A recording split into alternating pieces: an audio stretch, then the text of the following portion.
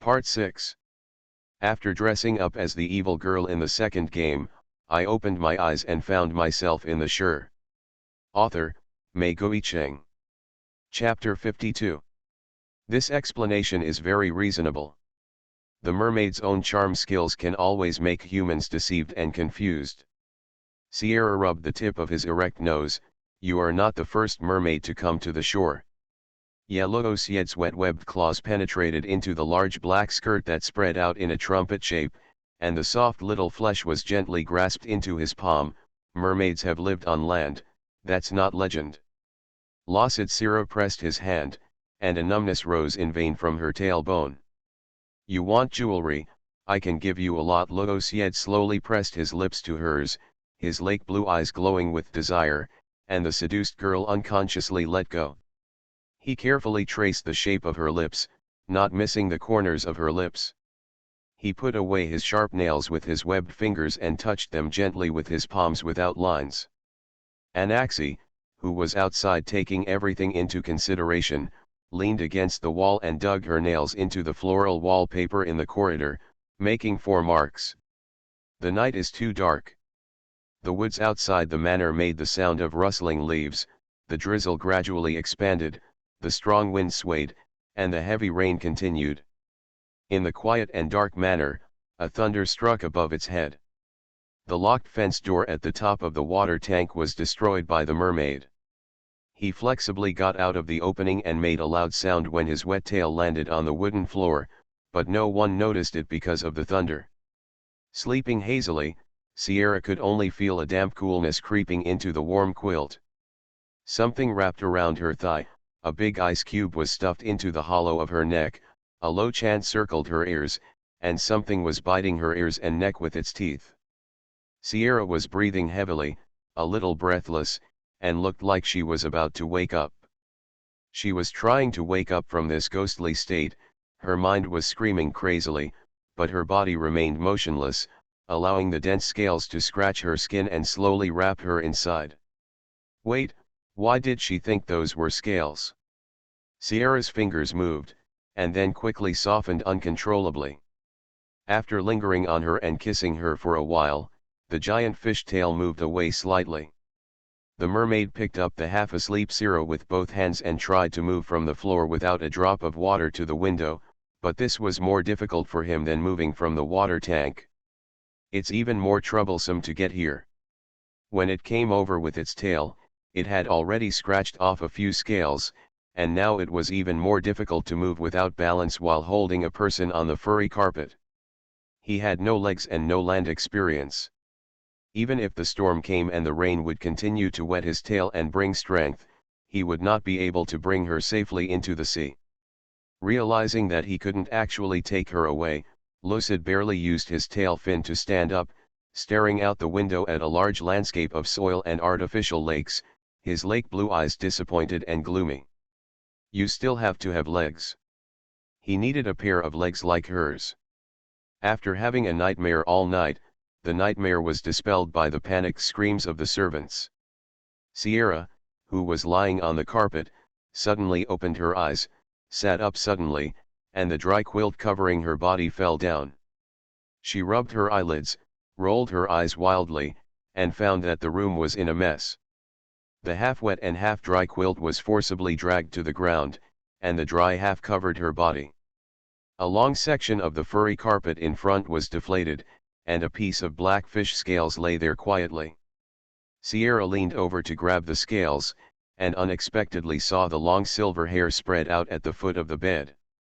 Her heart skipped a beat and she exclaimed, "Lacide." After lying on the floor like a dead fish all night, the dehydrated mermaid barely pushed her body up and leaned against the wall, not daring to look directly into her angry eyes. The vague memory of being pressed into bed by a ghost last night was true. This guy really just dragged his tail and ran into her bedroom. Sierra was more worried than angry. She got up and walked over to Roxid and squatted down. Seeing the damaged fish scales below his abdomen, she said angrily, "You don't want your life. Why did you come out of the water tank in the middle of the night?" The beautiful mermaid lowered her head and said nothing, her lips dry. The servants who were the first to scream were already looking for the wet marks and scratched fish scales on the floor. Sierra quickly found a coat and put it on her shoulders. "Miss Sarah." Thomas, who was holding a pistol and looking frightened, stood at the front. Lizzie, Josie, and others, who were still wearing pajamas, stood at the back. More than a dozen servants, masters, marine experts, all crowded at the door of her room. Seeing the dark muzzle of the gun, Sierra rushed over and hugged Logosied's neck, pulled his head into her arms, and said hurriedly, "He is afraid of thunder. There was a lot of thunder last night. He ran away because of fear out of the water tank."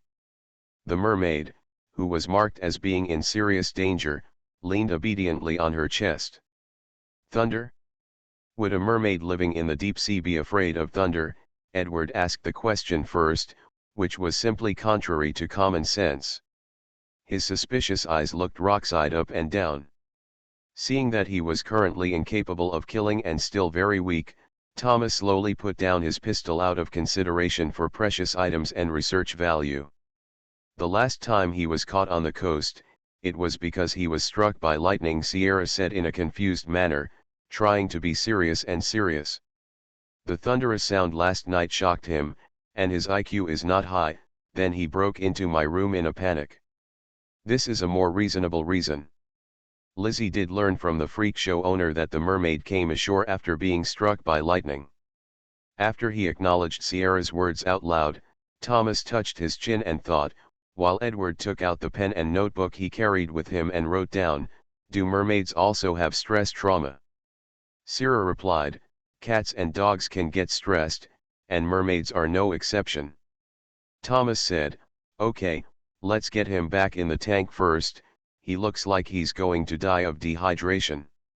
Lizzie immediately directed several male servants to help, and said, "I spent a lot of money to buy him, I can't let him die.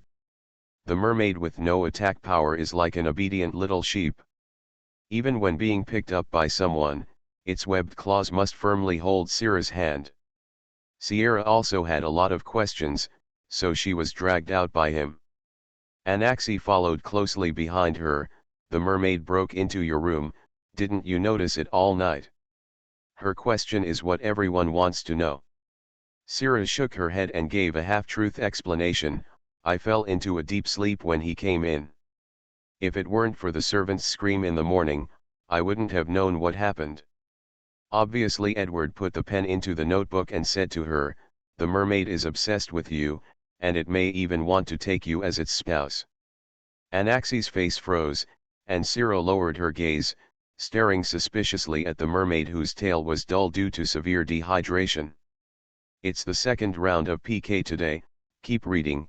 After dressing up as the evil girl in the second game, I opened my eyes and found myself in the shore." Author, Mei Guicheng. Chapter 53. Thinking of lying on the carpet near the window this morning, she felt that the possibility of what the experts said was quite high. She raised her arms and smelled a strange smell coming from her sleeves.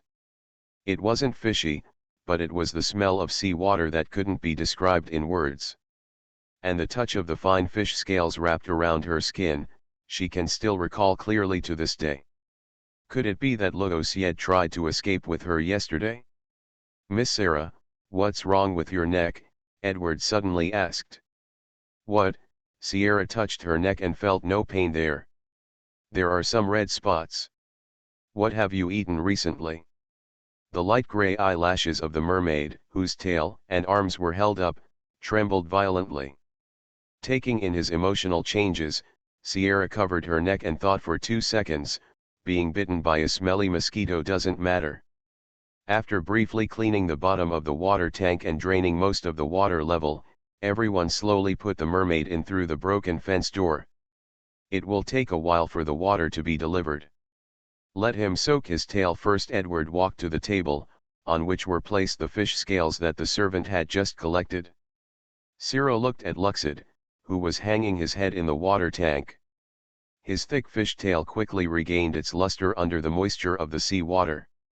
He lowered his chin and gently traced his fingers on the bottom of the water tank. "Tear. With an inaudible sound, Sierra saw a series of air bubbles spit out from the place where his fingers had grasped. He quickly retracted his hand, and transparent sea water seeped out from the bottom of the box and slowly flowed past her feet. La sighed. She frowned slightly and said dissatisfied, "You did something wrong and you got angry." The named mermaid swung its tail and swam into the weeds. The exposed half of its large fan-shaped tail fin happened to cover the spot where the water was leaking and blowing bubbles. He understood what you said and knew that he did something wrong. It seems that his IQ is not as low as Miss Sarah described, Thomas said in surprise, and like Edward, he found a notebook to write and draw in it.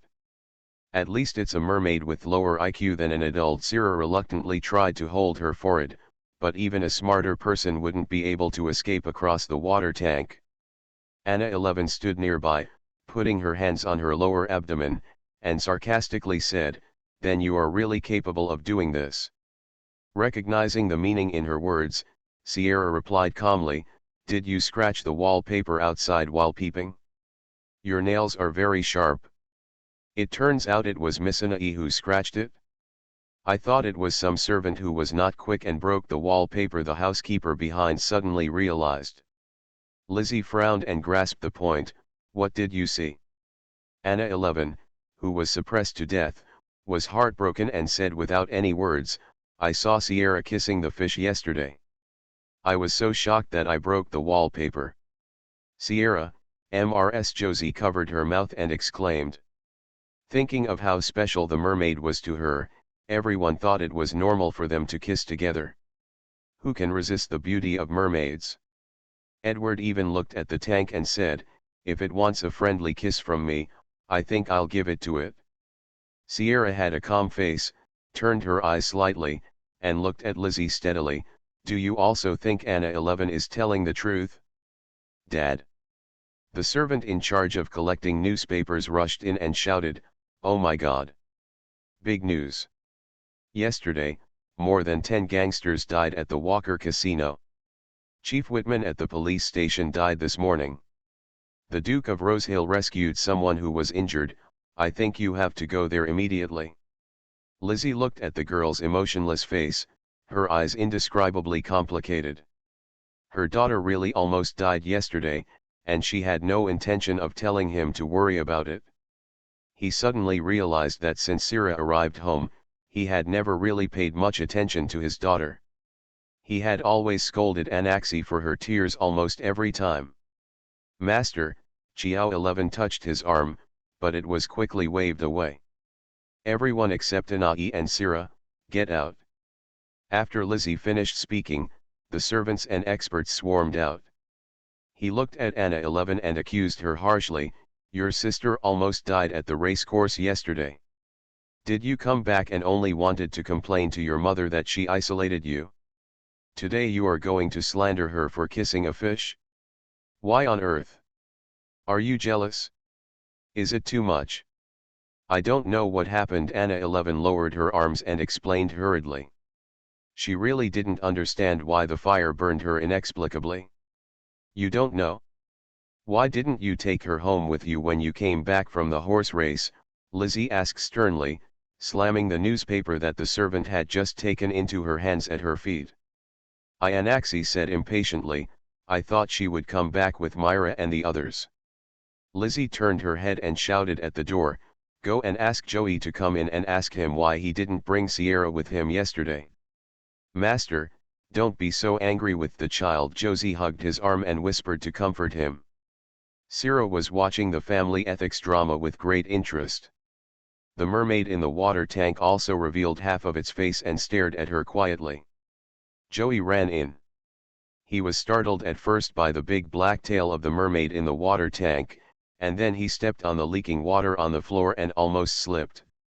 He managed to stabilize his body and then hurriedly said, "Yesterday Anna 11 the young lady wanted to go eat cake with Mr. Eric, and she didn't let me take Miss Sierra with her, but in the middle of the trip, Mr. Eric found out that there was something wrong at the racecourse, so he hurried back."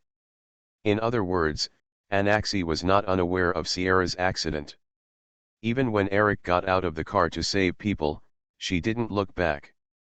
Lizzie was so angry that she was about to speak again, but Josie next to her sharply scolded her, "Going to eat cake with an Orion? What do you think, Anna? You are out of your mind. How many times have I reminded you? I just wanted to bring a couple of pieces back on the way. It's Sierra who wants to eat cake with Eric." Sierra could no longer hold back the calm expression on her face. She tugged at the flesh of her arm and reluctantly suppressed the corners of her lips that wanted to curl up. Faced with both parents' accusations and anger about to take action, Anashi once again used her crying skills and ran away while crying. Joey was also frightened by the atmosphere and quickly retreated. Lizzie took a few deep breaths, then looked at Sierra, who was standing silently in front of the water tank, and softened her tone and said, "Sierra, if anything happens in the future, you have to tell Daddy." "Can I trust you?" Sierra asked softly. "You are Clement's daughter, my daughter, and I will always be on your side," Lizzie assured her. As soon as Josie heard Clement's name, her heart felt like a hammer, and the pain made her extremely uncomfortable. Sierra finally showed a hint of joy and nodded obediently, "Thank you, Dad." After everyone left the laboratory, she turned back to Luosiet in the water tank and said softly, "I have to go back now to take a shower and eat something. If someone comes to repair the water tank, can you be good? You are listening to Novels at Bless Up channel. Wish you happiness and luck. Please subscribe to receive new novels. How do you feel about this novel? Please like and leave a comment." After dressing up as the evil girl in the second game, I opened my eyes and found myself in the Sure. Author, Mei Goicheng. Chapter 54. He patted his tail in response. Sierra walked to the door, turned back and pointed at her neck and said, "You can't just kiss my ears and neck like you did last night. That's wrong, Luosiet." The mermaid sitting in the weeds recalled the memory of repeated kisses on her skin last night, and her desire for legs became more and more intense. "No." His muffled response came from the water tank. Only then did Sierra leave with satisfaction. She returned to the bedroom. The servants had tidied up the messy room, everything was returned to its original position, and the carpets, bedding and sheets were replaced with brand new ones. She hurriedly asked, "Is today the time for the hunters to come to deliver meat?" "Yes, miss, it's already broad daylight. He should have delivered it long ago." Sierra lifted up her nightgown and took it off while rushing to the bathroom. "I want to take a shower, right away." "Are you going out? Where are your clothes?" Sierra shouted from the bathroom, "Go for black. Don't be too fussy." After taking a bath, the red marks on her neck were still there, so she used powder to cover them up and hurriedly put on the clothes prepared by the servants. Even if Sierra speeds up the bathing and dressing process, more than half an hour has passed by the time she runs downstairs to the back door. Two servants who were stripping game happened to be talking. "Miss Anai is grounded. She should be grounded and play with an Orion every day." Sierra ignored their greetings as they hurriedly stood up after discovering her, and walked around to the back door. Eric was sitting on a horse in a bare space in front of the door. He was wearing a clean houndstooth long-sleeved top and black sweatpants. He stepped on the stirrups with a pair of muddy brown boots and stared at the tightly closed black wooden door. Sierra adjusted her breathing and turned the handle. The moment the door opened, Eric, who was drooping his head, suddenly became energetic, and his excited and expectant eyes met hers. At that moment, Sierra felt like she saw a wolf dog wagging its tail at her. She stood on the porch and waved to him, then hesitantly called, "Eric." The happy young man quickly got off his horse and walked quickly towards her. Sierra took the initiative to walk down a few steps and walked in front of him, her fair and slender neck slightly raised, and her clean and bright little face raised. "Good morning, Sierra." Eric moved closer and realized that the skirt she was wearing today had a very low neckline, and the large white lace round neck barely hooked her shoulders, revealing a large area of thin and white skin. His heart beat so hard that it almost hit his chest, and his eyes became extremely unnatural. I thought you were angry with me and wouldn't go hunting with me. He turned his head and touched his hair with his hand, his ears turned red. I also thought you wouldn't come, but Sierra said hesitantly, I decided to come out and have a look. Sierra, what happened that day? Eric wanted to explain, but she immediately interrupted, we are friends, you don't have to explain to me who you are with every day. Eric's handsome face suddenly froze as soon as he emerged from the gloom and exposed the sunshine, and his mood also dropped. Yes. He really didn't need to explain anything, they had always been good friends. I'll go to the stable to fetch the horse. You wait for me, Sierra smiled at him. A lady's side saddle was put on the glossy black horse. Sierra got on the horse easily, stuck her right leg into the saddle bridge at the front of the saddle and fixed it. She stepped on it with her left foot, pulled the reins and slowly swayed out of the stable. She didn't know anything about riding a horse sideways before, but the muscle memory belonging to this body could control the skill very well, but she didn't know why this muscle memory didn't work well for dancing. You really don't need me to accompany you, Joey asked again and again. No, I'll be back in the evening.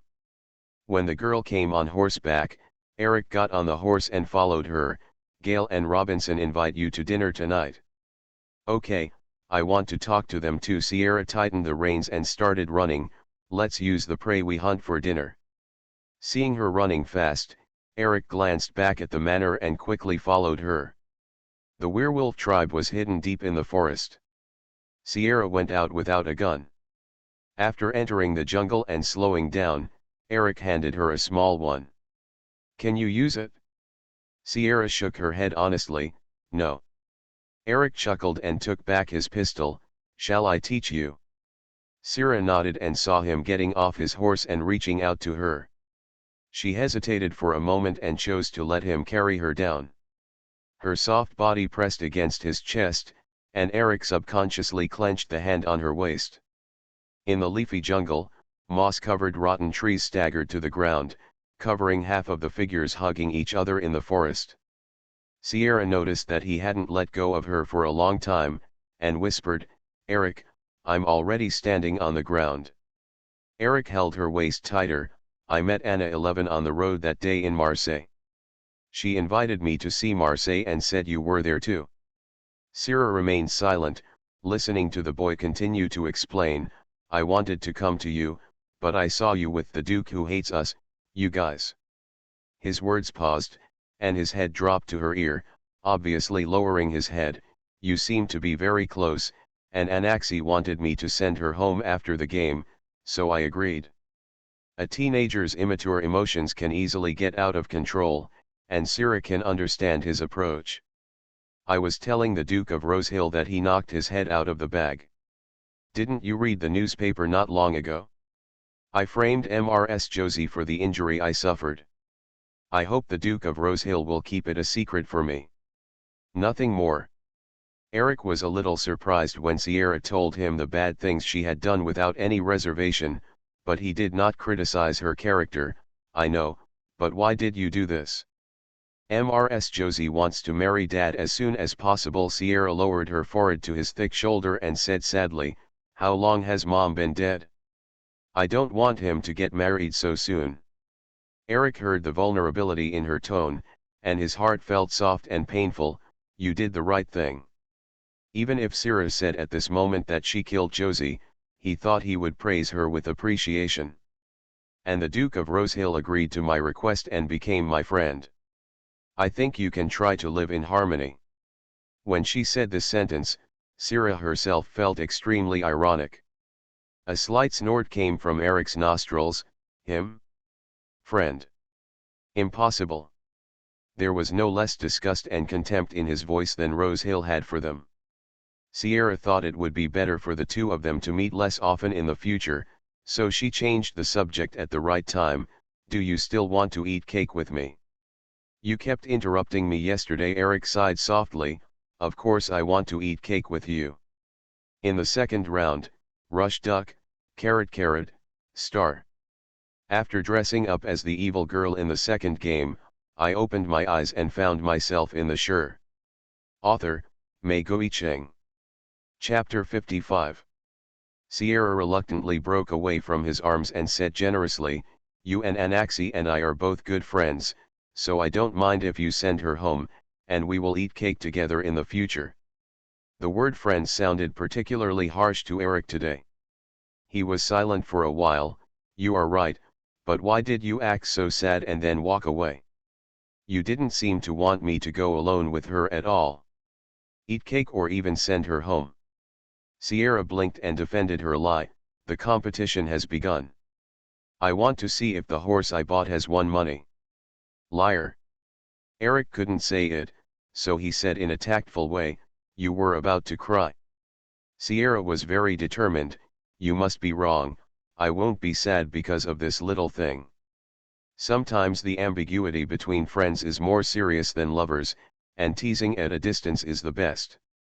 Eric was a little disappointed, but he could understand her mood and excuses. She suffered a terrorist attack yesterday, and he left with her sister and did not show up in time. He broke her heart. "Okay, I was wrong." He nodded in compromise and took out the gun from his waist. "Want to try this?" "Okay, is rabbit okay?" Sierra said. "I want to eat spicy rabbit head. I don't dare to eat this in the manor." Because her sister Anaxi likes rabbits, she doesn't dare to eat them. What a valid reason.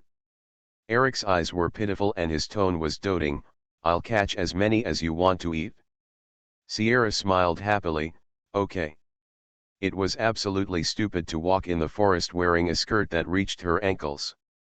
When she came, she didn't consider that she would have to dismount from her horse to catch rabbits, and now it was very difficult to move. Sierra thought for a moment, then lifted up her skirt in front of Eric, lifted up both sides of the skirt and tied it into a big knot on both sides of her legs. This is still a brand new black irregular long skirt with a large hem. The translucent mesh is gathered around the waist and hangs loosely on the suede fabric inside. The mesh is also hand embroidered with some golden dark patterns. It is expensive, and it is neated and knotted like this, like two fluffy black mushrooms stuck on both sides of the legs. Eric was completely attracted by her exposed straight and slender calves. Compared with the surrounding muddy land and green moss, her fair skin shone in his eyes. The only flaw was the eye-catching little red dot. Sierra raised her feet and exhaled. "This will be much more convenient." Sierra. Eric suddenly squatted down in front of her and held her ankle with his rough fingers. "What's going on here?" "What?" Sierra lowered her head to look, her eyes trembling slightly, and her whole body felt bad. "What the hell did Lucid do to her with his tail yesterday? Why even the heels have those shameful marks?" It happened that she didn't pay attention to what she was doing when she was taking a shower, but ignored her. Mosquitoes have been biting me these past 2 days." She felt guilty and wanted to take her feet back, but Eric let go and stood up. He raised his eyelids and looked at her, and his tone became serious. "I wanted to ask this morning, is there anything brought in from the manor? For example, some large aquatic products from the sea." This adjective is really no better than Rose Hill saying he smells. It was not a good idea to lie. Eric, who had not transformed, had a very keen sense of smell. Sierra thought for a few seconds and decided to tell the truth. "He is not a fish product," she sighed lowly. "He is a mermaid, the mermaid who dragged me back to the beach when I almost drowned. He was bought by my father from a freak show and locked up in the manor." "I knew it." Eric let go and stood up, tightening the angle of his cold jaw. "Although he saved you, it doesn't mean that the mermaid is a friendly creature. You must remind Master Lizzie to throw him away." "I know, but..." Sierra shook her head and said helplessly, "Anna 11 told Dad that mermaids are valuable, and they want to conduct research on mermaids and then profit from them." "Anna 11, Eric frowned. "Yes." Sierra nodded. "They spent a lot of money to buy it and sent 2 marine experts. They will never agree to release the mermaid into the sea." Eric said solemnly, This is playing with fire, something will happen sooner or later. He lowered his head. Has that mermaid been in contact with you? Yes, but he has always been very friendly to me. Sierra lifted up his houndstooth shirt, glanced at the vertical and horizontal texture underneath without any trace, and pulled out the pistol from the gun bag. I think nothing will happen. Can we start hunting? It's getting dark as we continue talking. She didn't want to continue this topic, and Eric didn't want to have a tense relationship with her just after getting along. He held Sierra's gun-holding wrist and adjusted his gesture. We have to find a prey first. Rabbit. Eric tied the two horses where they were, maybe a bigger one. Bigger. Sierra lowered her head and looked at her small leather shoes that still had a bit of a square heel, but I couldn't walk far. Before she could say the next three words, Eric stood in front of her and squatted slightly. He easily hooked her thighs with his hands and put her on her back. Sierra held the gun and hooked it around his neck in time, exclaiming, "Are we going to do this?" Eric tilted his head. "You will run very slowly." Sierra strangled his neck with her arms and bumped her calves into his abdomen. "You want to say that I am a burden?" Suddenly, two of her calves hooked her abdomen. Eric subconsciously tightened the muscles in his stomach and his voice deepened. "I just want you to be able to hunt something other than rabbits." Sierra rubbed up his back, not noticing Eric's gradually stiffening body. She only raised her head and looked at the woods ahead. "Have you found the prey?" "I didn't see anything, just a bunch of messy things, trees and green leaves." The girl's soft body and tone of voice were like a potion exuding fatal seduction. The boy, who was always good at hunting, stepped on it with a few steps, breaking many fallen branches with crisp sounds. Some animals hiding nearby heard the noise and immediately ran away under the cover of the trees. Sierra saw the grass moving in several directions and whispered, "Eric, can you do it?" Even the rabbits were scared away. Eric reluctantly regained his wandering mind and grasped her thigh with his fingers. "Take you to catch a bigger one." His voice was surprisingly calm. If Sierra hadn't seen his ears that were almost red, she would have been panicked. Eric, who barely returned to normal, took out his hunting mode and ran wildly with people on his back. His footsteps made no sound as he walked on the muddy jungle road after the rain. He could easily avoid the leaves and branches blocking the road around him. After dressing up as the evil girl in the second game, I opened my eyes and found myself in the shore. Author, Mei Cheng. Chapter 56. It was still within the range of human running speed, but while carrying a heavy load, his endurance was surprisingly long-lasting. Sierra lay on his warm back, and could clearly feel the chasm-like muscle lines behind his tense body, each distinct one feeling like a hard, fiery stone. Small beads of sweat appeared on Eric's forehead. It was not overheating, but simply stimulated by the small hands that kept touching his back. His mouth was dry now and his endurance was about to reach its peak. "Sierra." Eric stopped behind a thick redwood tree. His voice was very low, with a little bubble of magnetism. "What's wrong?" Sierra asked in a low voice as well. "If you are very interested in my body, we can go back and touch it again." He turned his head, and from the corner of his eye he could only see the girl's rounded shoulders. Sierra's cheeks turned red at what he said, and she obediently put her hands around his neck again. "I just think you have a good figure, nothing else." "Thank you, but we have something serious to do now." Eric put her gently on the ground and pulled her over to circle her between the tree and himself. What Sierra's heart suddenly thought. With her back turned to him and about to be pushed up against the tree, it was difficult for her not to think too much. "Look ahead." Eric put one hand against the tree trunk and pointed forward through her face with the other hand. Sarah looked in the direction of his finger and passed through a patch of intertwined bushes. Two wild deer with beautiful colors were lowering their heads to drink from a narrow stream of water as wide as a palm. The slender stream of water passes through a pile of moss, stones, and rotten leaves, and the sunlight leaking from between the leaves breaks onto it. The extremely pale halo perfectly combines with the crystal water in the air, giving the light a misty shape. So beautiful, Sierra sighed, I don't even want to eat them. Eric chuckled lowly, no, we don't eat them. Then where is this? Sierra's hand holding the gun was lifted up by Eric. He taught her how to pull the safety catch and slowly pointed the gun in the direction of the two deer. We are not the only two hunters here. To ensure safety, Eric pressed almost his entire chest against her back. Sierra leaned in his arms and stared ahead intently. How do you know? I still haven't seen any other prey. Eric lowered his head and leaned close to her, his hot breath spreading moistly behind her ears. Look at the spot where there are a few small daisies blooming. Sierra swallowed silently. She always felt that the boy was trying to seduce her, and it was hard for her to concentrate. It seems like the trees are moving. Her breath was unsteady. The two deer that were still bowing their heads to drink water suddenly moved their ears and raised their heads. They looked around vigilantly, and their big black eyes without a trace of white space kept scanning the surroundings. Here it comes, Sierra. Eric's lips touched her ear, causing Sierra to tremble. Eric. At this moment, a huge black bear roared out from the grass that had been dormant for a long time. The black shadow was exposed to the fragmented light, and the sunlight illuminated the hair on its body to dark brown. Before Sierra came back to her senses, Eric's index finger had already pressed down on her finger and pulled the trigger.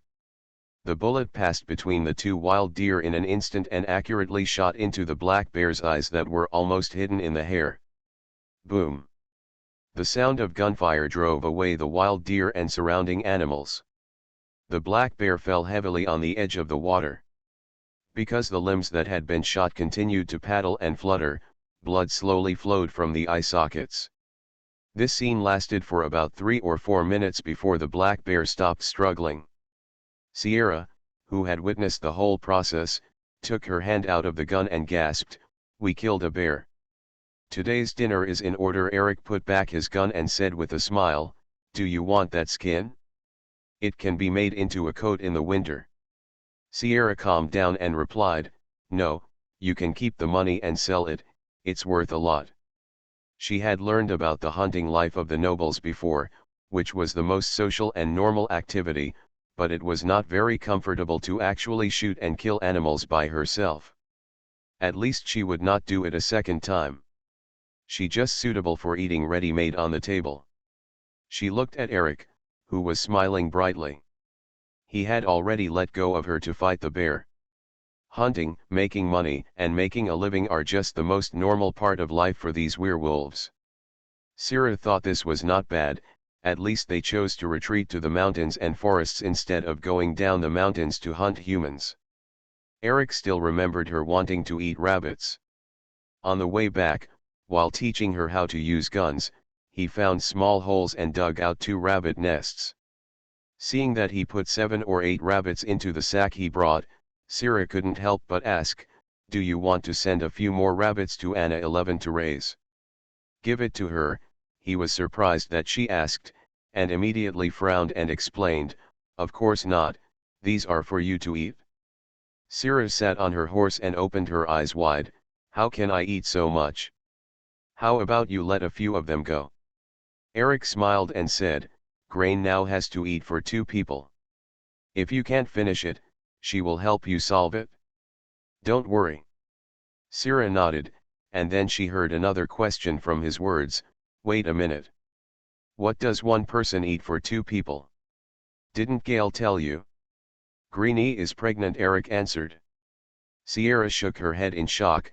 "He didn't tell me, so he wants to open a butcher shop in the town. Our tribe has had no children since I was born." Eric lowered his eyes with a confused expression. He was worried that he would not be able to take care of this child. To put it simply, their money may not be enough to support raising a child in a sophisticated way. "Does Gail hope to open a butcher shop to increase her income so that she can better take care of her children?" Sierra asked. Eric nodded. "We need to prepare everything to cope with the coming child. We can't feed him with just meat and water." "Why? You are all strong." Sierra was very curious. Eric pursed his lips, looked at her, and said apologetically, "This involves some ethnic secrets." "I'm sorry, Sira, I can't tell." "Okay, I understand, and I will do my best to help," she comforted. "When we finalize the matter in the evening, we will go to the town to rent a butcher shop." "I'm glad you chose to help instead of handing out a handout," Eric smiled. "Hey, Eric." Sierra controlled the horse to get closer to him, her brown eyes shining brightly under the setting sun. "I don't want to hurt your self-esteem, we can work together." The girl smiled sweetly at him. "I told you that I don't care if you are rich or poor, you are who you are, Eric, and so is your tribe." Eric looked at her blankly. "Have you reached the full level of the flirting skill?" "Ha ha ha ha. The second round of the day ends tomorrow, so keep reading." You are listening to Novels at Bless Up channel. Wish you happiness and luck. Please subscribe to receive new novels. How do you feel about this novel? Please like and leave a comment. After dressing up as the evil girl in the second game, I opened my eyes and found myself in the shure. Author, Mei Guicheng. Chapter 57. Originally, they promised to go home at night, but by the time Sira arrived at the werewolf tribe, the sunset was almost setting. She was still thinking about how to explain her absence in the middle of the night when she went back tomorrow morning, so Eric helped her solve her worries. He said with great foresight, "I told Gale yesterday that you would come today. He will help you contact the manor this evening. He will tell you to stay in the mountain tonight to attend our bonfire party. I will leave it to you tomorrow morning. I'll take you back again. What if I don't come today? You're here." He had planned everything and didn't think about what if. Sierra couldn't help but ask, "If I don't come out today, how long do you plan to wait outside?" "I don't know either," Eric said seriously. "I just feel that I have to see you and explain to you." The straightforward teen wolf doesn't even mince words about his feelings. Sierra raised her lips and changed the subject at the right time. "Does Dad agree with Gale's words? Is he angry?" "You have to ask Gale what he said." Eric dismounted and Jem ran over to greet him.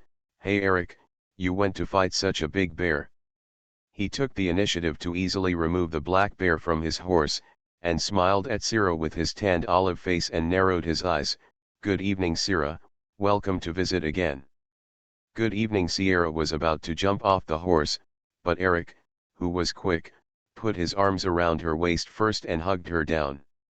He glanced at her muddy shoes and calves. "Let's go wash our feet."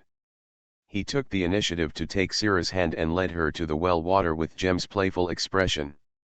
Sierra thought he would scoop up the cold well water and pour it on her feet like before, but Eric said, "Wait for me." She turned to see him running towards the restaurant, but after a while he brought a ceramic basin over. When the basin was brought to Sierra and put down, she found that there was boiling hot water in it. Eric adjusted the water temperature and said, "Take off your shoes and wash them." Sierra didn't expect that he would become so considerate, and she was stunned for a moment before she bent down and unbuttoned the leather shoe strips on both sides and took off her shoes and socks. Eric picked up a pair of her shoes and squatted next to her. A small brush he took from nowhere appeared in his hand, and he dipped it in the cold water to help her brush off the dirt on her shoes. Sierra soaked her feet in warm water and looked at Eric as he carefully washed her shoes. This gentle and handsome face was heartwarming. But as for the charm of the male protagonist, they all make her heart beat, which is really bad. "Thank you for washing my shoes," she thanked her. Eric turned his eyes and glanced at her, then smiled and said, "Did you have fun today?" "I'm very happy." Sierra smiled. "Then you will come next time." Eric looked away and lowered his voice. "I just need to change into a pair of pants, preferably with long boots so that my legs will not get dirty easily." Sierra blinked. "I'll pay attention next time I come here." During the break of washing feet, Fanny and Gale passed by one after another, both of them carrying a bundle of dry and thick firewood on their shoulders. Sierra stopped Gale in time and asked him how he explained things to his father. He said directly, "I said you wanted to attend a bonfire party to relax and you didn't want to go home, and then your father agreed. He's not angry. Not angry? Well, maybe a little bit, but you really don't have time to go home now, you can only live here. Gale pointed with his chin at Eric, who had finished brushing his leather shoes, but we don't have any extra. You can sleep with him or Fanny in his room. Eric interrupted, Gale, hurry up and prepare the bonfire. Eric is shy. Jem came over to join in the fun, and then ran away quickly. Sierra wiped her feet clean, and Eric put the same clean leather shoes at her feet. Don't worry about them, most of them have no manners, you can sleep with Fanny tonight. I don't mind. She stepped into her leather shoes with her bare feet and found that even her socks had been washed clean by him and hung to dry on a small wooden rack on the side. Eric, Sierra bit her lip, I can wash the socks myself. Eric lowered his head and glanced at her exposed white insteps, his eyes flickering, it's a convenient thing. After sunset, there were no lights in the tribe. Under the black night sky, a huge bonfire was burning, making the sound of crackling flames. Several homemade wooden chairs, with polished and upholstered tree stumps, formed a large circle around the flames. Food that had been grilled in advance in the restaurant and large plates of skewers were brought to the open space. On an early spring night, the temperature in the mountain forest is very low. The warm flames and the aroma of food with chili peppers dispel all the coldness and emptiness. Sierra sat on a cushioned tree stump and greeted several werewolves and their mates. This is specially made for you, Sarah Greenie brought over a plate of spicy rabbit heads. Thank you. Sierra didn't show any pretense and directly grabbed one with her hand. And wine. Gale put a box of dark beer on the open space in one hand, and several men followed suit, making the atmosphere casual and relaxed. Eric took a skewer with chicken and put it to her mouth. Try this, it's freshly grilled. When Sierra bites a piece of meat, the spiciness of the powder mixes with the oil, and it tastes good in the mouth. She narrowed her eyes and licked her lips, it's delicious. Eric chuckled softly, there are also sausages and bear meat. You can eat each one, and the rest belongs to me. Sierra was not polite. She took a bite of whatever was handed to her, and whatever was left on the skewers went into Eric's stomach without wasting it.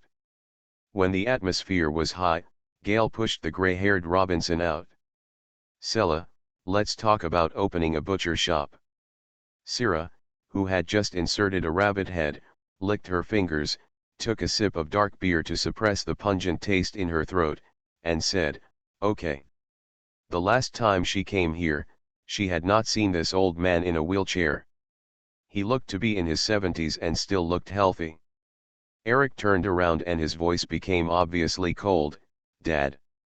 Dad, Sierra turned back in confusion and listened to his explanation, Fanny and I are both Robinson's children.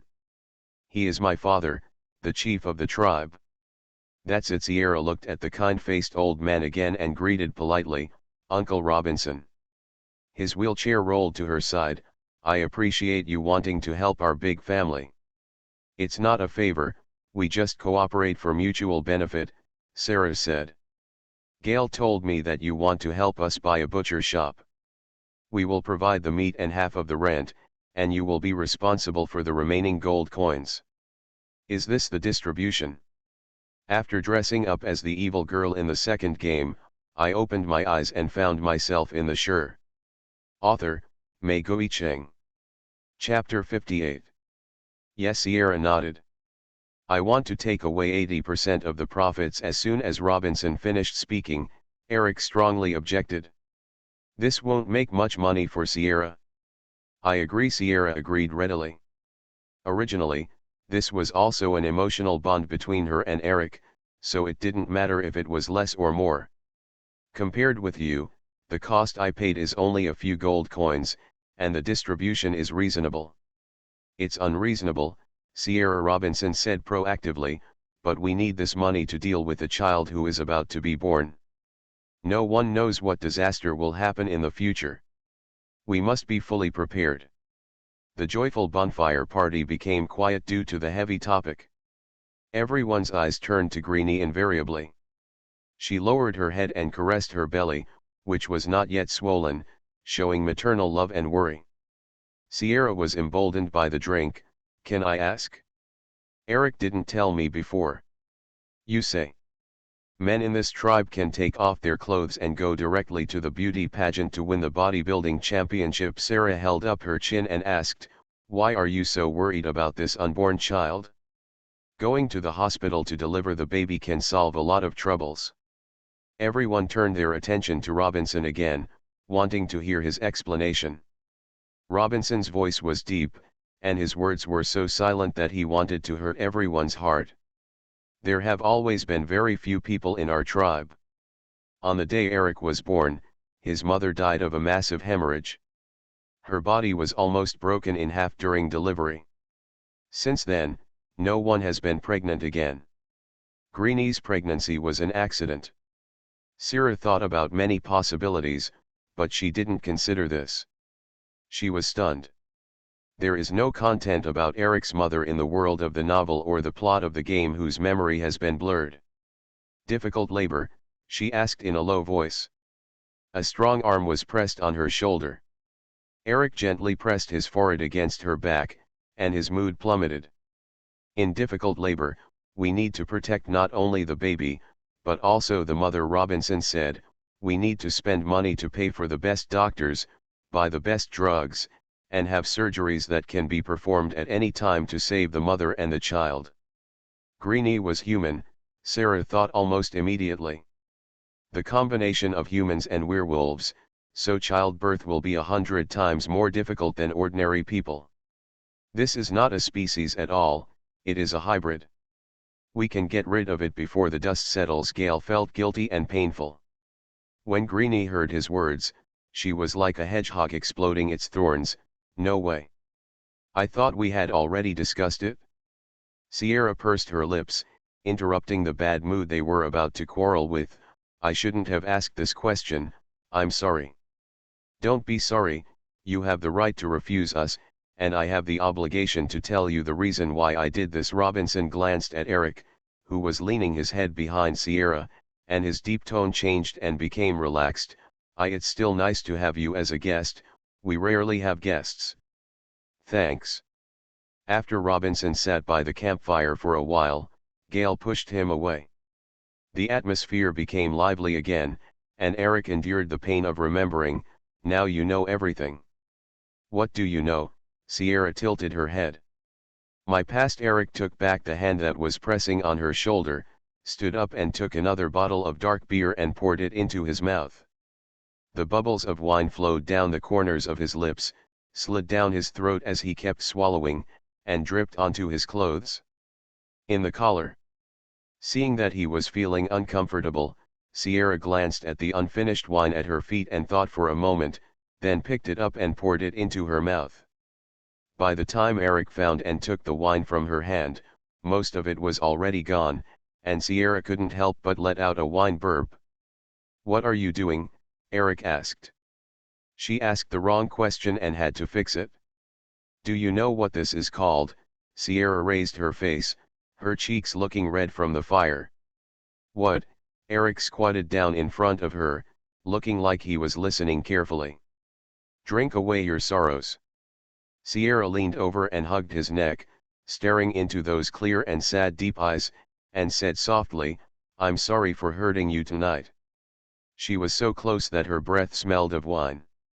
Eric smiled and tried to be as calm as possible. I should take the initiative to confess to you, although it is not a glorious thing.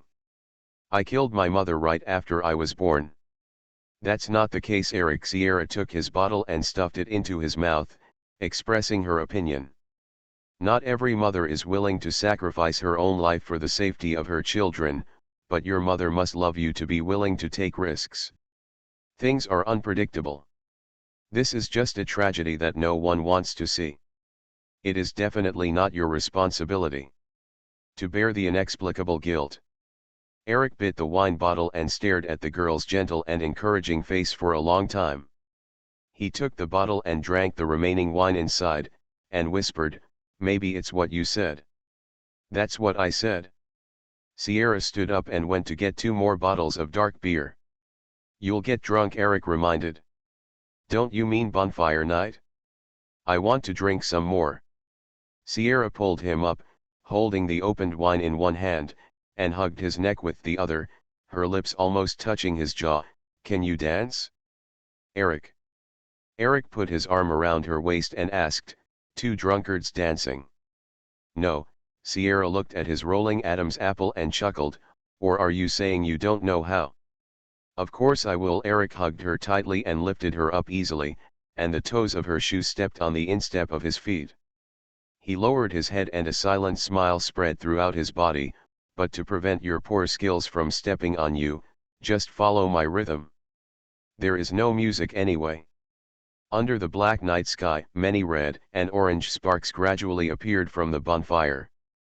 The drunken gem sang a unique tribal song in the open space, which was a language that Sierra could not understand. She was indeed a little drunk, wrapped in Eric's hot body temperature, and the wine bottle she held in one hand was empty while dancing.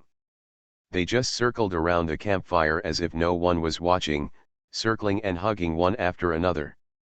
Eric didn't know when he took off his shirt because of the heat. Sierra put her head on his shoulder and muttered, Eric, are you always this hot? Family inheritance. Eric took her empty wine bottle and threw it into the wooden box not far away with his accuracy. You drank too much. He held her waist and forced her to stand on the ground. Shall I take you to Fanny's to sleep?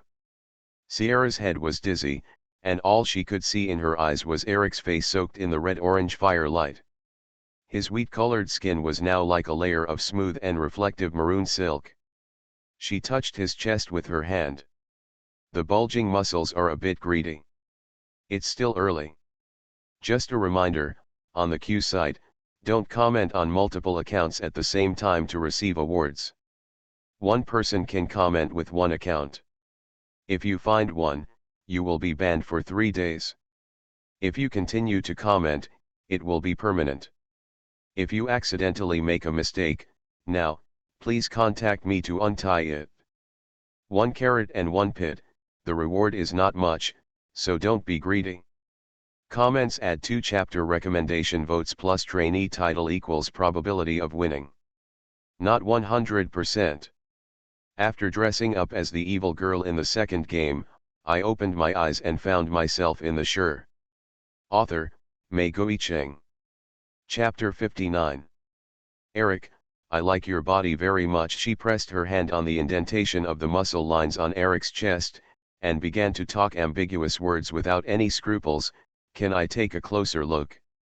You're so drunk. Eric grabbed her hand, and the place where the delicate fingers had just scratched burned with a flame more intense than a bonfire, which made his heart tremble. He tried his best to control his reason and pulled her away. You're going to regret it when you wake up. What are you regretting? Can't you touch her? Sierra's eyes were blurred, wondering why he pushed her away. The girl in front of him had a flushed face and seductive eyes. Her round neck skirt and shoulder-length skirt would slide down a lot. Her beautiful collarbone and uncovered white skin made Eric's breathing difficult. He couldn't take his eyes away and ignore her beauty. Seeing that Eric was still indifferent, Sierra blinked slowly, nodded her head in disappointment and said, Okay, I won't touch you in the future, I'm sorry. She wanted to withdraw her hand from his palm, and the palm wrapped around her clenched subconsciously. Eric hesitated and asked in a low voice, Is it okay just this once? I don't know whether I said this to Sierra or myself. Once? Okay. Sierra nodded dazedly. He finally couldn't resist the temptation and hugged her to his chest again. He gently touched her round shoulders with his fingers and said in a low voice, We are friends, I will be more generous. Be generous and share your body with her. Sierra put her arms through his waist, climbed up his broad back muscles and hugged him. Her drunken little face smiled with satisfaction. Sure enough, you look best with nothing on. Sierra. Eric lowered his head helplessly. I didn't know you would be like this when you were drunk. Really? In fact, there are even more extreme ones. Taking advantage of the reputation of being drunk, she raised her head and covered the boy's lips with the strong smell of wine. The girl's soft lips touched gently, and Eric's pupils contracted violently. He didn't know what it felt like. It was like tens of thousands of flowers blooming from his body, and every cell was clamoring for love to break through and sprout. Emotions flowed crazily along the blood, and the heart beat faster than normal human beings. Sierra's waist was squeezed tighter by the hot palms. She was not too drunk and knew not to take too much initiative, so she pulled away from Eric's lips as soon as she felt good. But as soon as she tilted her head back, she was struck by him. He held the back of his head and pressed it back. The soft marshmallow touch turned into a heavy kiss, and things developed into an inseparable entanglement. The drunken werewolves and the woman saw the two of them standing by the bonfire, kissing as if no one else was around in the night. The hooting in his ears grew louder and louder. Jem raised his neck and even let out a wolf's roar. The loud sound penetrated the forest and scared away the birds that were perched on the trees. Sierra could hardly stand the suffocation after the robbery, and alcoholism made her head dizzy. She hung Eric like a pillar and let him carry him to Fanny's house with satisfaction. Fanny stood at the door of her house, raised her eyebrows and said, "I thought you would take people back to your house." "I won't do that," Eric responded hoarsely. "You've already done this. You've done everything you need to do, except for the last bit." Fanny chuckled. "It's better to do it while the person is drunk." Eric ignored her and carefully carried the sleeping girl into the house and put her on the bed. "Celo may vomit later if she drinks too much, so take good care of her." Fanny leaned against the door and looked into the dark room. Her innocent brother was squatting by the bed and carefully helping the girl take off her shoes and cover herself with the quilt. She asked, "Eric, you really don't like that Anna 11 likes her sister instead?" Eric turned back and warned, "You'd better not let Sierra hear this." "It's not me. I heard it today when I was selling meat at the foot of the mountain." Fanny stood up straight and crossed her arms. "There is a lot of news on the street about you hooking up with the two daughters of Earl Lizzie's family. It's even more outrageous than before." Eric frowned deeply. "Who is spreading these random rumors?" "Nothing happened between an 11 and me." Fanny warned, "I don't care how many girls you like, but don't get entangled with two nobles at the same time. You know this will be trouble for us. Once they know the truth, what will be the consequences? They will be afraid of you. Will welcome death." Perhaps she felt that her words were too harsh, so she softened her voice and said, "Solve this matter. Mr. Lizzie won't want his two daughters to be related to werewolves." Eric stood up and walked to the door, turned his head and glanced at Fanny. "I will solve it, but Sierra is my friend." Seeing him walking away, Fanny repeated the word friend without meaning, raised the corners of her lips. A bad excuse. The bonfire in the open space gradually extinguished, the wood ash was blown up by the breeze, and the horizon gradually turned blue-black. The hangover felt bad, and although she controlled her intake, her delicate body reacted badly to the alcohol. A splitting headache. Sierra slowly sat up from the bed holding her head and hissed. She touched her burning lower lip with her fingers and found that Eric had gone too far yesterday, and the skin on his mouth was broken. "Drink a cup of coffee and go down the mountain." Fanny came over holding the cup and pinching her nose with one hand. Her voice sounded strange. "You vomited twice in a row yesterday. It stinks so much. How could I hold it back? Throw it out." Sierra held the coffee in both hands and glanced at the clean sheets and carpets. There was only the bitter smell of coffee beans on the tip of her nose. "Does it smell bad?" She cleaned very well. "Well, it stinks like hell. If I had known that the smell would linger for a few days, I should have returned you to Eric." Fanny finished speaking in disgust, her expression really bad. Thinking that their sense of smell was more sensitive, Sierra took a sip of coffee and smiled awkwardly. The corners of her lips were curved a little wider, but she hurriedly pulled back in pain. "Thank you for last night." Eric looked normal when he came in, but Sierra could tell that there was no heaving under his tight-fitting black vest, and he was holding his breath. She put the coffee cup down and tried to ignore the strange feeling that she was a smelly person. She put on the socks he brought and put them into her leather shoes.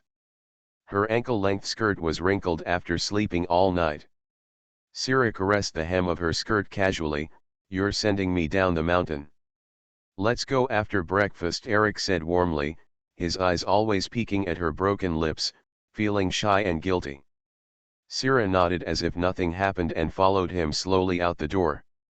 "Does your head still hurt?" he asked. "Fortunately, I can walk well." Sierra rubbed her temples, feeling that she could still bear it. Yesterday, seeing that there was nothing wrong with her mood, Eric couldn't help but ask, "Do you remember anything?" "You are listening to novels at Bless Up channel. Wish you happiness and luck. Please subscribe to receive new novels. How do you feel about this novel? Please like and leave a comment." After dressing up as the evil girl in the second game, I opened my eyes and found myself in the sure. Author, Mei Cheng. Chapter 60. Yesterday. Was it because she touched his body all over and kissed him on the mouth? How could she not remember that passionate kiss? Now her lips are burning with the recollection. What happened yesterday? Sierra blinked, lowered her eyes and thought for a while, then shook her head seriously. "I don't remember. What bad thing did I do?" Eric's eyes flashed with disappointment, and his voice was muffled. "It's a big bad thing." Sierra hugged his arm, with a look of shock and embarrassment on her face. "Tell me what. Did I go crazy and throw the bottle?" Her frightened expression made Eric chuckle, clear his throat and say, "You said you like my body, you like it very much, and you want to do it?" When she heard what he said, Sira immediately breathed a sigh of relief. "I really like your body. Why do you think it is?" She couldn't help but move her hands and feet when she was hunting with him. Her admission so readily made Eric stunned, and his eyes became darker. "Is there anything else?" Sierra raised her face and asked, touching her upper lip with her fingers warmed by the coffee cup. "I seem to have bitten my mouth yesterday when I ate meat." She is reminding him. Should he tell her? Really anxious. Eric controlled his heartbeat that wanted to speed up, turned his head and said stiffly, "No more." If he told her the truth that they kissed so hard yesterday, the broken marks were simply caused by too much force. He wasn't sure if she would still be friends with him after hearing the rumors in the town. Maybe he would not even friends. "What?" Sierra let go of her hand and curled her lips. "I was shocked. I thought I had lost my composure." Eric pursed his lips and swallowed back the truth he wanted to say. There was no one in the restaurant. Everyone had gone hunting early in the morning. Only a few women were still eating breakfast. They looked at Sierra with ambiguous looks, but no one took the initiative to talk about what happened last night. They had obviously been reminded. After a simple breakfast, Sierra returned to her horse, and Eric rode to escort her home. "Tomorrow you and Gail come down the mountain, and I'll go with you to the Pangzia butcher shop, and then eat cake together." She was still thinking about this. Eric agreed without hesitation. When he was approaching the town, he stopped accompanying him. The horse stopped at the foot of the mountain in a deserted place. "Go back from here, Sira, I won't see you off." "Not delivered to the door of the manor? This doesn't look like him." Sierra was a little confused. Was there something wrong with yesterday's kiss?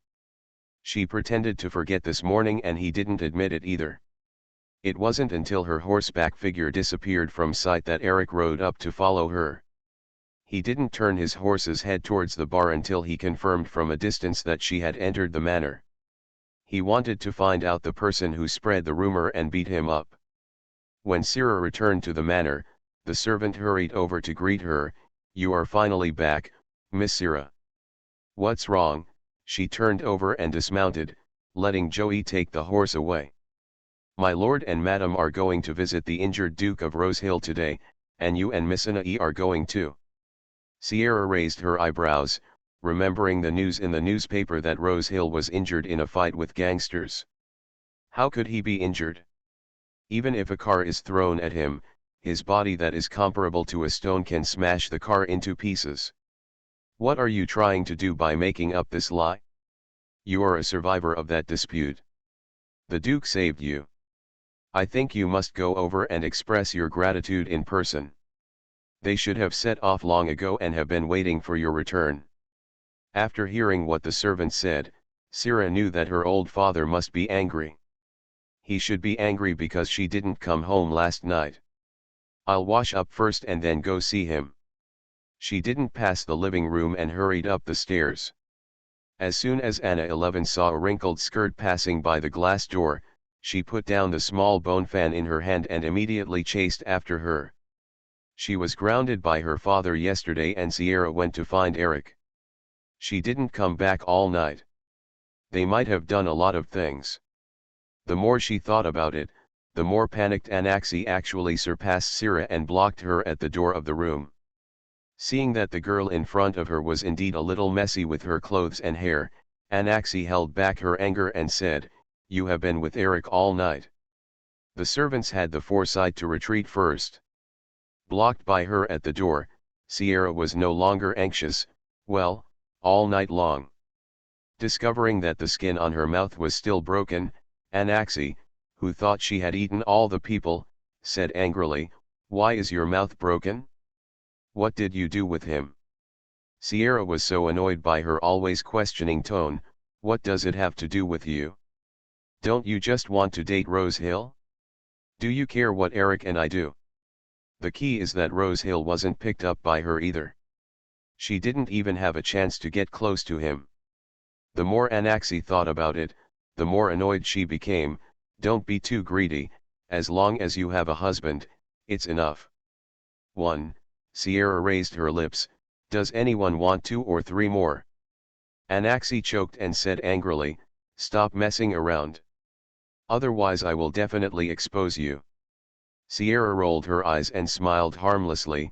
"We don't mess with the river. Didn't I say that before?" She really wanted to keep her peace, but it was too dangerous for her to let Anna 11 hook up with the male protagonists. Who dares to gamble with his life on the kindness of a woman? After pushing the person out, Sierra called for a servant to help her bathe and dress herself up.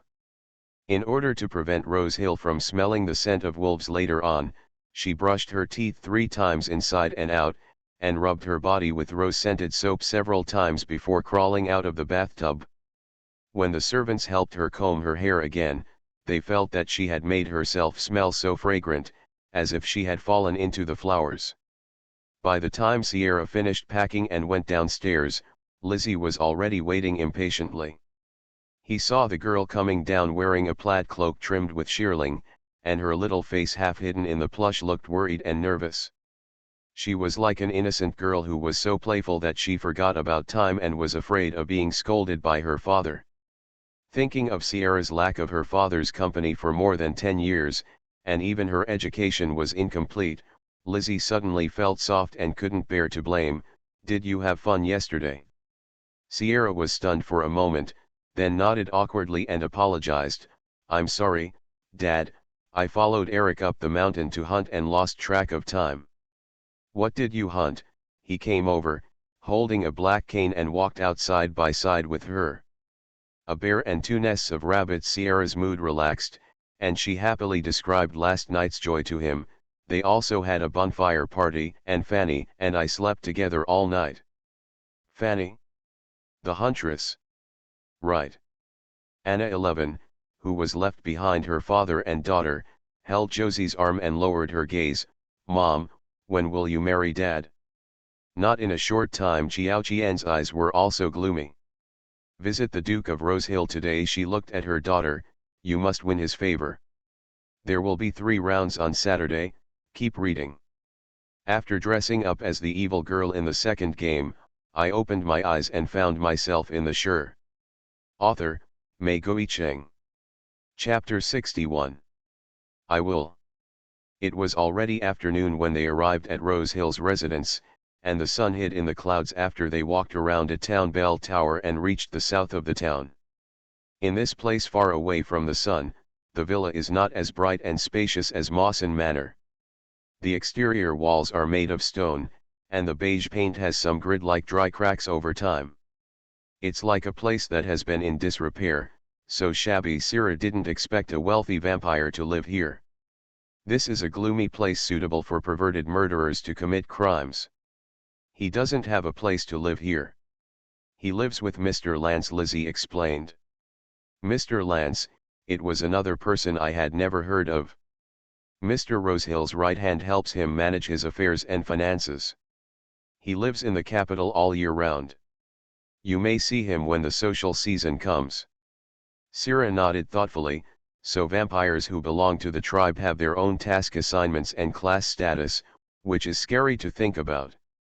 On a gloomy day, Aldine put his hands behind his back and greeted him at the gate wearing a black valet suit. There were several carriages parked at the door, and it looked like they were not the only ones visiting. Sierra got out of the car wrapped in a furry coat, carrying a basket of fruit that the other party didn't need to eat, and followed Lizzie obediently.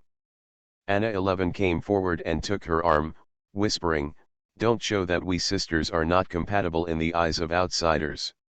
Sierra glanced at her, and then said, "Your mouth is too red and a little flaky.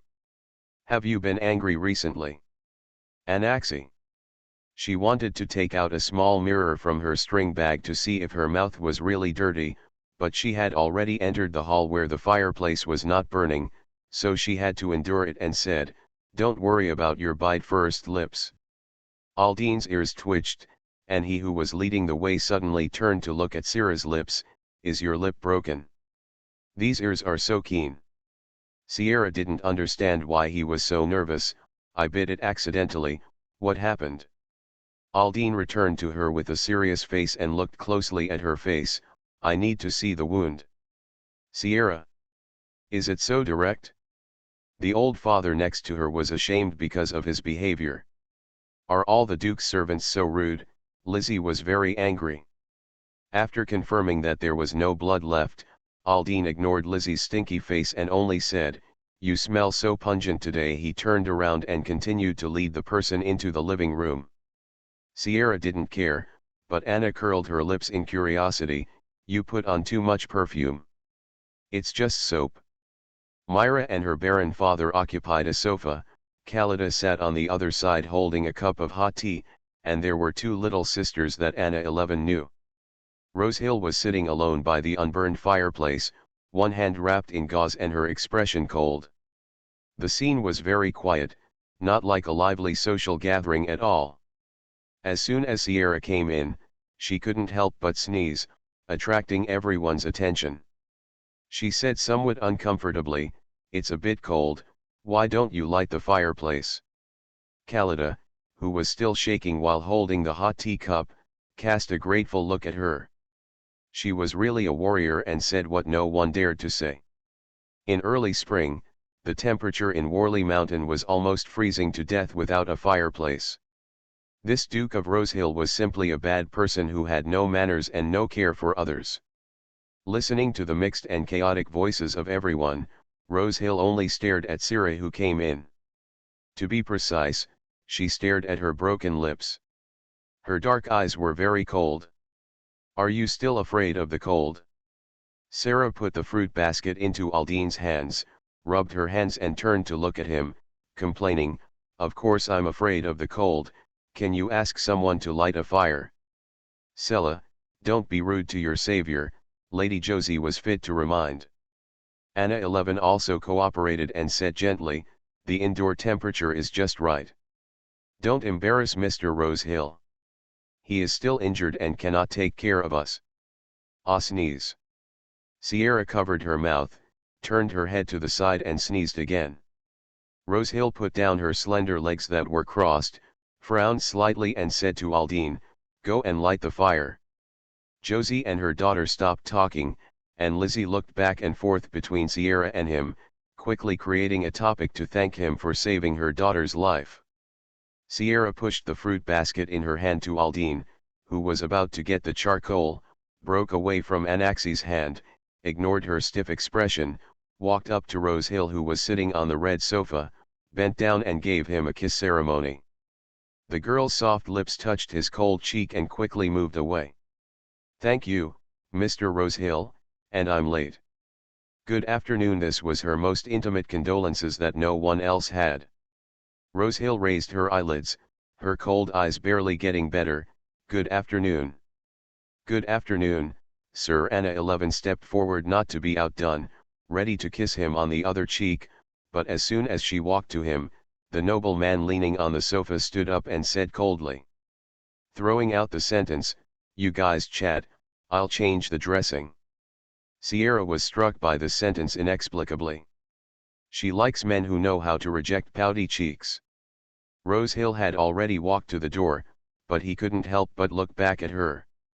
The sweet words that floated to his ears through everyone's hearts were really different as always. A fire was lit in the fireplace, and the room quickly became warm. Sierra sat down with Khalida, who had relaxed, and heard her start to complain crazily. "As soon as I heard that the Duke was injured, my father called me from across the ocean and asked me to come to express my condolences.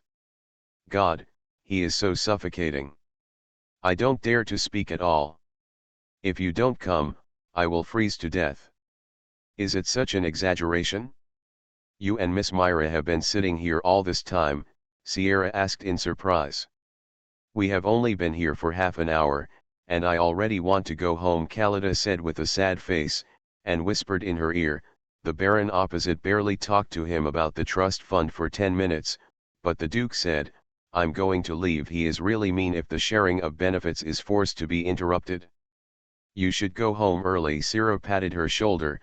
"By the way, invite the Baron opposite and ask them to go back early." "And you? Leave later." Sierra stood up and said to Aldine, "I want to go to the bathroom." "Follow me, Miss Sarah." "I'll go with you, I want to." Anna 11 stood up and hooked her arm. This time, no one could get ahead of her. Who knows, she would do something unexpected again. The two sisters walked together, and Myra said something strange.